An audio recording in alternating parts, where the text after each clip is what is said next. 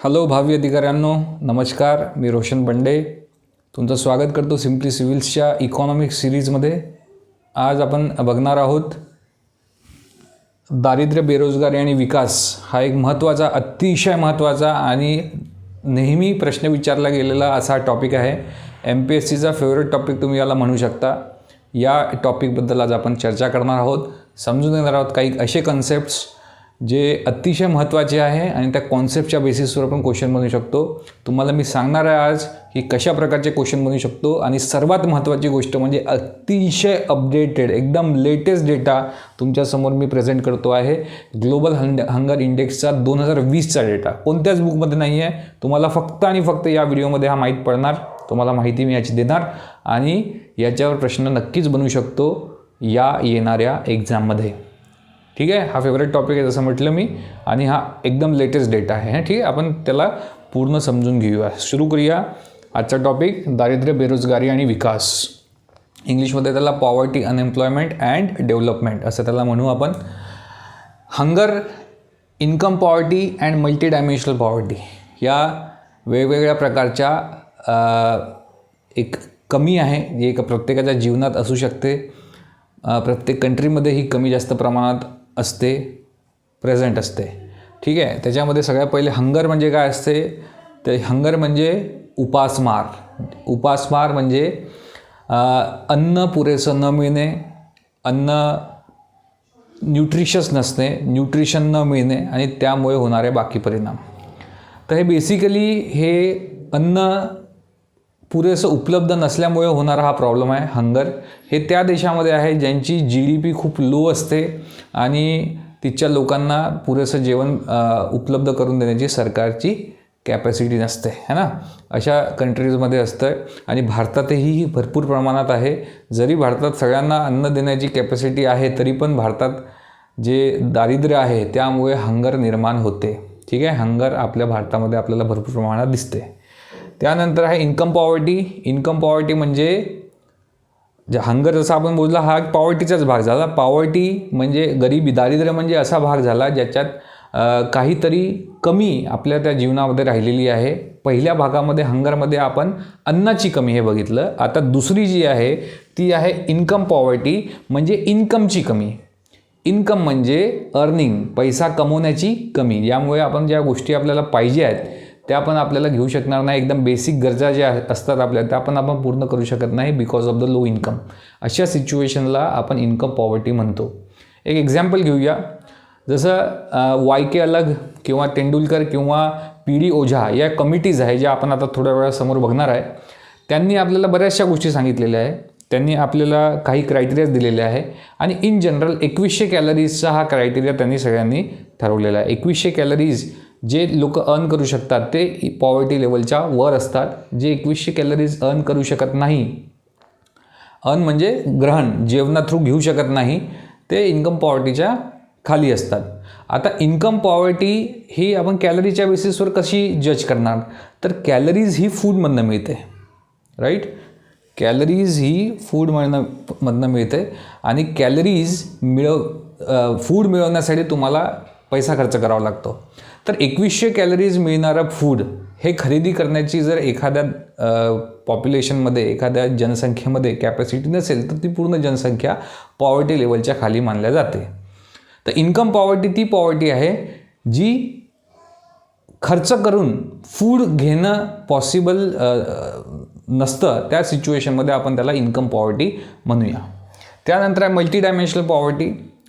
तर multi dimensional पॉवर्टीमध्ये आपण बऱ्याचशा बाकी गोष्टी, जसं आपण हेल्थ आहे, जसं इन्कम पॉवर्टीमध्ये आपण फक्त फूडचा विचार करतो. फूड घेण्याची कॅपॅसिटी आहे का, फूड घेण्यासाठी पैसे कमवू राहिला का, तर त्या बेसिसवर आपण इन्कम पॉवर्टी डिसाईड केली. इन द सेम वे जर आपली कॅपॅसिटी फूडपर्यंत ओके आहे, फूड तुम्ही घेऊ शकता, पण त्याच्यावर बाकी कोणतीही गोष्ट जसं हेल्थवर, एज्युकेशनवर किंवा बाकी रिक्वायरमेंट, चप्पल, जोडे, कपडे याच्यावर तुम्ही जर खर्च करू शकत नाही तर तुम्ही मल्टी डायमेन्शनली पुअर आहात. त्याशिवाय तुमच्या घरामध्ये इलेक्ट्रिसिटी नाही आहे, पाण्याची, शुद्ध पाण्याची व्यवस्था नाही आहे, है ना, तुमच्याकडे काहीच तुमचं ॲसेट तयार केलेलं तुम्ही नाही आहे, तर तुम्ही मल्टी डायमेन्शनली पुअर आहात. ठीक आहे, तर ह्या गोष्टी आपण सगळ्या कन्सिडर करून एक एक मुद्दा, जसा पहिला मुद्दा जो आहे हंगर, त्याला आपण थोडं एलॅबोरेट करून बघूया. आजचा आपला टॉपिक हाच असणार आहे हंगर, आणि त्याच्यासाठी आपण एक इंडेक्सला स्टडी करणार आहे जो आपल्याला आपल्या देशाची हंगरबद्दल माहिती देतो, and that is global hunger index.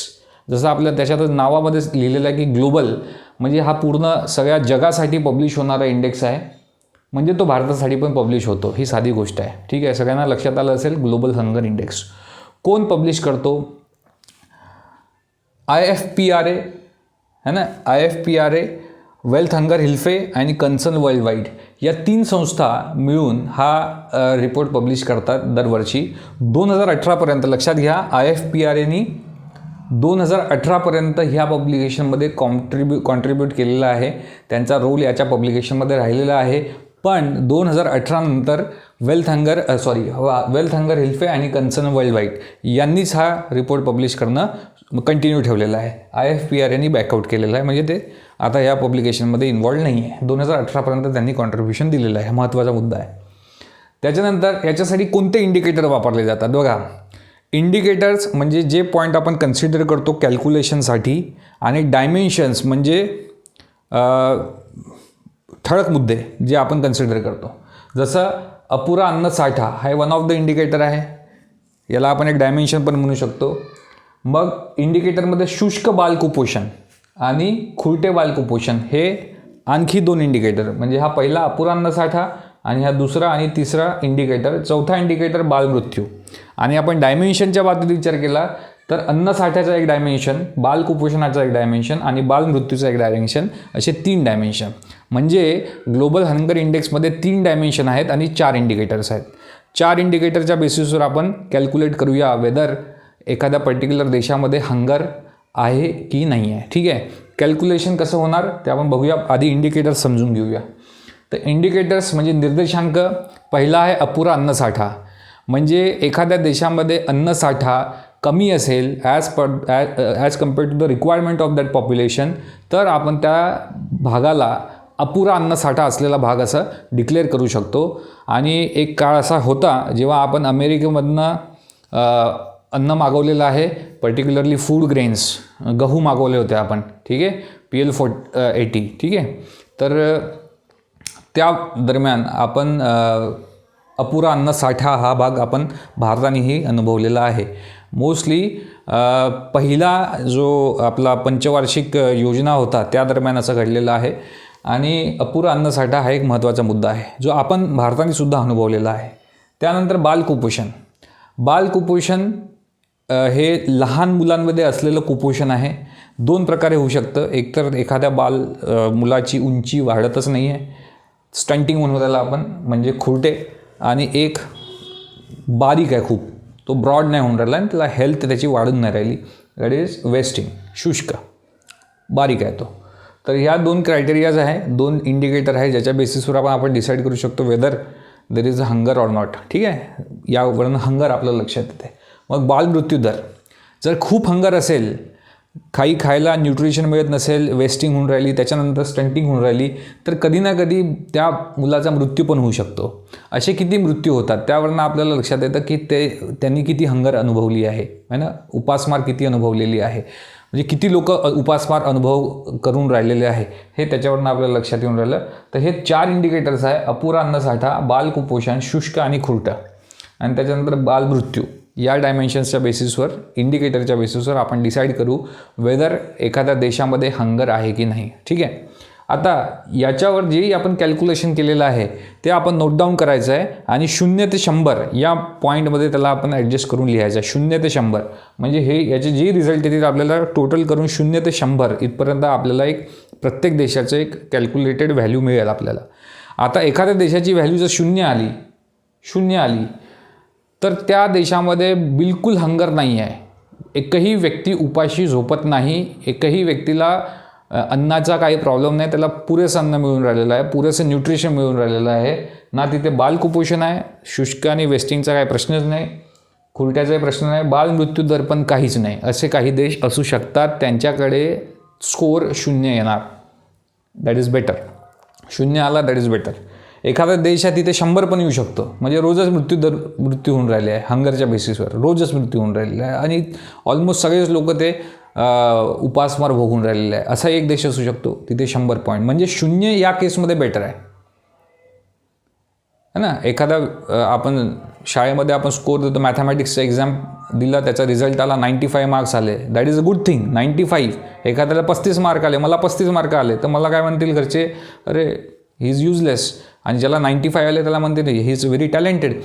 पण या केसमध्ये उलटा आहे. या केसमध्ये जर 95 मार्क आले इट इज बॅड, आणि 35 आले तर दॅट इज गुड है ना. या केसमध्ये 35 पण खूप बेकार आहे ना. 35 इज ऑल्सो नॉट गुड. 35 जर तुम्ही बघायला तर धोक्याची घंटा कॅटेगरीमध्ये आहे. त्यामुळे 35 इज ऑल्सो नॉट गुड. जेवढा छोटा, जेवढा कमी स्कोर येणार याच्यात तेवढा हे बेटर आहे. तर 0 इज बेस्ट. 0 to 9.9 कमी उपासमार.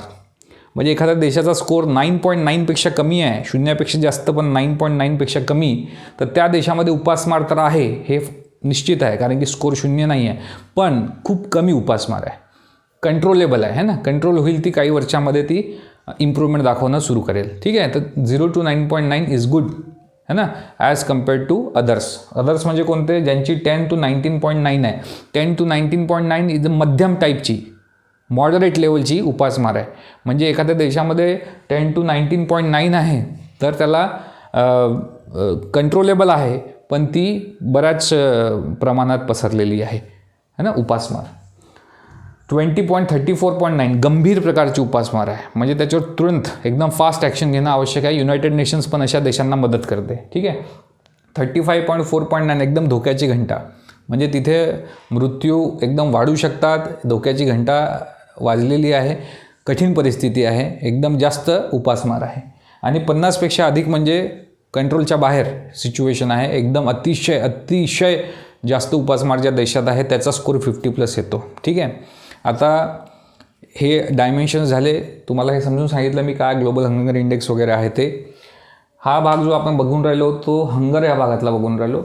आपण याच्यानंतर जो मुद्दा बघणार आहे तो इन्कम पॉवर्टीमध्ये बघणार आहे. पण आता जे आपण हंगर कव्हर करून राहिलो याच्यातला हा ग्लोबल हंगर इंडेक्स हा दरवर्षी पब्लिश होतो आणि 2020मध्ये सुद्धा तो पब्लिश झालेला आहे.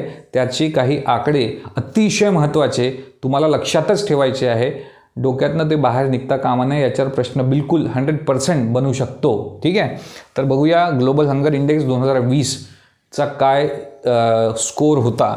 तर इंडियाचा स्कोर 27.2 पॉईंट्स आहे. स्कोर आहे, म्हणजे इथनं आपल्याला बघावं लागेल.